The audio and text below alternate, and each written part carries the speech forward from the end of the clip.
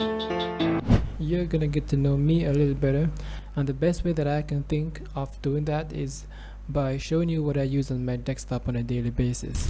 This here is the recycle bin which needs to be emptied, so I'm just gonna empty that right now. I just put this PC here so that I can access my peripheral devices quicker. I have my control panel here which allows me to uninstall anything that I want from my PC. This here is a disk analyzer shortcut. This application here is basically a disk partitioner that I use to control my drives. This is a folder that this application made. This is Etcher that we use to flash our Linux operating systems. This is the famous OBS. I use VLC to play music and video. I use Premiere Pro to edit my videos. I use Adobe Audition to basically fix the audio that is coming from this microphone. I use Photoshop to do almost everything else on my computer. Brave is what I use for my browser. BitTorrent is here as well. You know you have to have a torrent downloader. I use JordCam to send the video feed from my phone to the PC. I use Twitter as my main social media. We use BlueStacks to basically emulate an Android device. I use Instagrammer to go live on Instagram from my PC.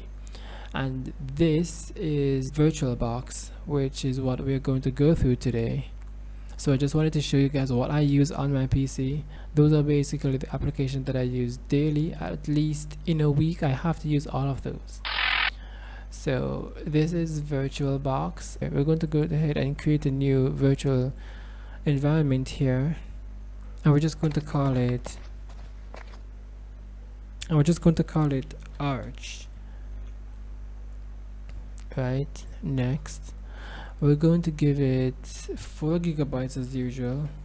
From here you're just going to click on create and just next, and here you give it the space. So I'm going to give it about 25 gigabytes. That should be enough.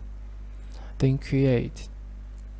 Alright, so that's basically it. Now what we're going to do is go to settings and basically configure the storage device for it. So you go here where it says storage, and this is where you see controller IDE.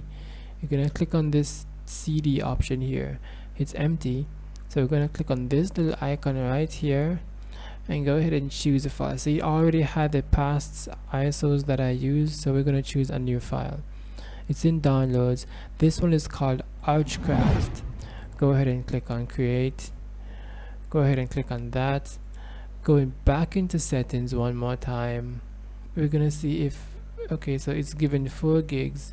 We're gonna see if the CPU is okay. It's giving it 1 core, so we're going to give it 2 cores, and everything else should be fine. You just click on OK and you hit start, and this is basically going to jump right into the operating system.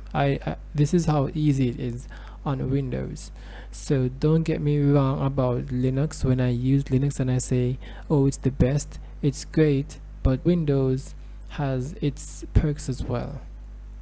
So this is it. We're just gonna minimize that and maximize this, and this is Archcraft. Nothing comes pre-installed, no drivers, you have to do everything, and this is how I started to use Linux. So this is Archcraft. This is what it comes up with. It's very nice. It says hello right there. I think I'm just going to close this and just show you guys what the desktop looks like. It's kind of scringed in right now. We know that. Okay, so there it is. Alright, so well, that's not actually how it is. Let's see, try that again. I'm not sure if Archcraft is what's causing that. Okay, so it's Archcraft's problem. Something with the resolution of my monitor and this, and this comes a little bit part way here. It's not supposed to do that, but it has these up here that gives you different windows or window workspaces. This is what this is for. This is a start menu which just gives you a list of all the applications that are there, and there's a music player thing here. Yes, this is what I love the most, because it basically you can control your music from the taskbar right there, and it's just baked in.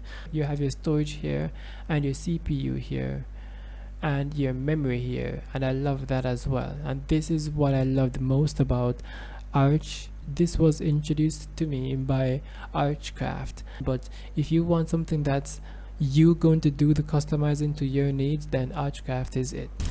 So that's all that I wanted to touch upon on this video. I'm gonna do a review on Archcraft another time. That's all that I wanted to say. I'll see you guys in the next one.